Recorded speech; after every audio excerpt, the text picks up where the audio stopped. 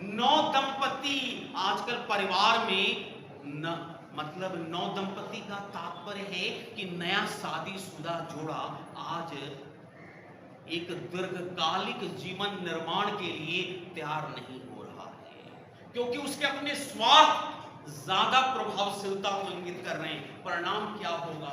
जो सदियों से जो कमाई गई है, जो हमारे शास्त्रों और महापुरुषों ने लगातार अपनी मेहनत के द्वारा इस धरती को जो पूजनीय बनाया, जिसने सृजन किया, लगातार उन ग्रंथों के पाठ के द्वारा इस भारत की धरती को जो पवित्र बनाया गया, आज वो धरती पर कहीं ना कहीं इस परिवार की मान मर्यादा पर संकट के बादल हो रहे हैं। और वो बादल कौन पैदा कर रहा है? ये जो लगातार सुख सुविधाओं और भौतिकतावादी जीवन की जो परंपराएं हैं, वो हमारे पूरे पुराने मूल्यों को आज क्या कर रही है? जमींदोज करने के लिए तैयार बैठी है। परिणाम क्या हो रहे हैं? हमारे पुराने मूल्य, जिन मूल्यों पर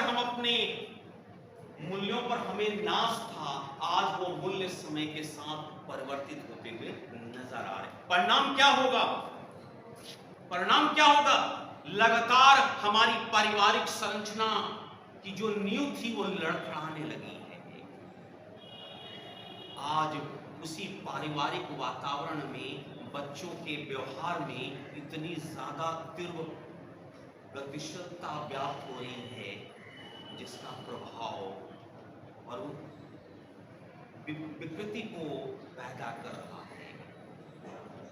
आप सभी जानते हैं, ये सारी परिस्थितियों के आगमन के पीछे हमारी जीवन में जो ये तंत्र विकसित हो रहा है, जो लगातार सुविधाओं को इंगित कर रहा है, उसमें आपने देखा आज परिवार में परिवर्तन के डालने वाले जो तत्व हैं, उसमें क्या है? इंडस्ट्रियलाइजेशन है, नगरीकरण है, शिक्षा व्यवस्था है, मशीनीकरण है, लगातार सूचना क्रांति का जो दौर बढ़ रहा है, लगातार हम नए नए तकनीकी का इजाफा कर रहे हैं, जीवन के नए नए तकनीक के रास्तों पर चलकर, पर उसका परिणाम परिवार पर दिखाई देगा। तो आज आवश्यकता है कि इन बदलते परिदृश्यों में हम परिवार को संभालें। तो आप जैसे नौजवानों से अपील है कि जिस तरह परिवर्तन की लहर परिवार को निगलने के लिए तैयार बैठ रही है, तो उसको हमें परखना पड़ेगा। तो जो जो समस्याएं हैं उन पारिवारिक वातावरण में, हम उन एक एक पार्ट को परखने की जिम्मेदारी है, तभी हमारा परिवार सुरक्षित रहेगा और जो हमारे पारिवारिक सपने हैं, उन सपनों को एक नई गति मिलेगी। अब आप सोचिए, हर बच्चे को अपना रोल प्ले करना पड़ेगा, क्योंकि आप एक समाजशास्त्र के विद्यार्थी हैं, तो आप जैसे नौजवानों के ऊपर परिवार के मूल्यों को बहुत बड़ी जिम्मेदारी के साथ अपनी भूमिकाएं अदा करनी पड़ेगी। तभी ये देश में वो परिवार को हम सही मायने में बचा सकते हैं। तो आप क्या कर सकते हैं? आप परिवार में एक सौहार्द का पाठ पढ़ा सकते हैं। जो संवाद की कमी है, जो आज की सुविधा तकनीक ने जो संवाद को, दूरियों को पैदा किया है, हम उस दूरियों को मिटा सकते हैं।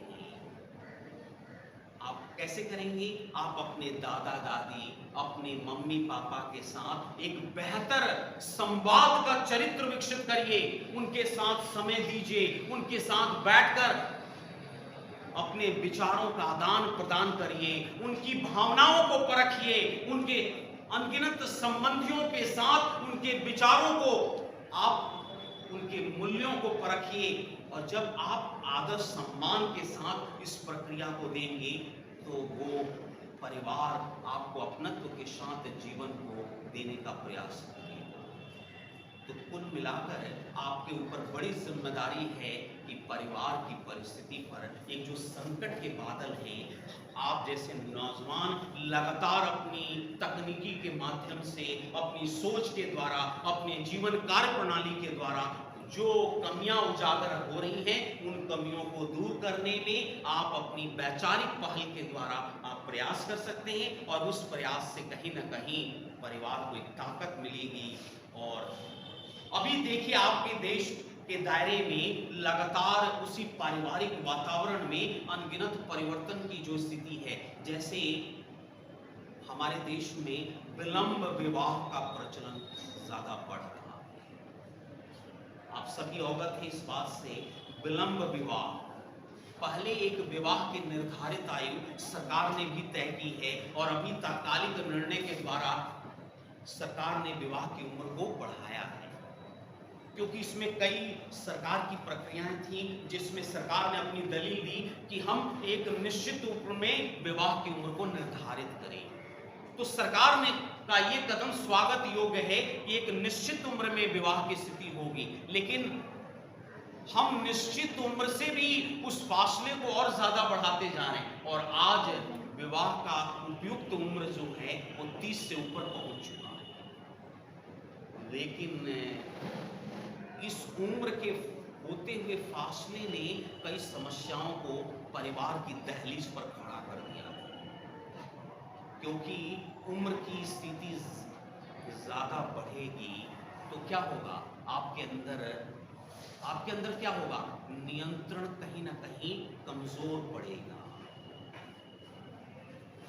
आप इस बात से सहमत हैं?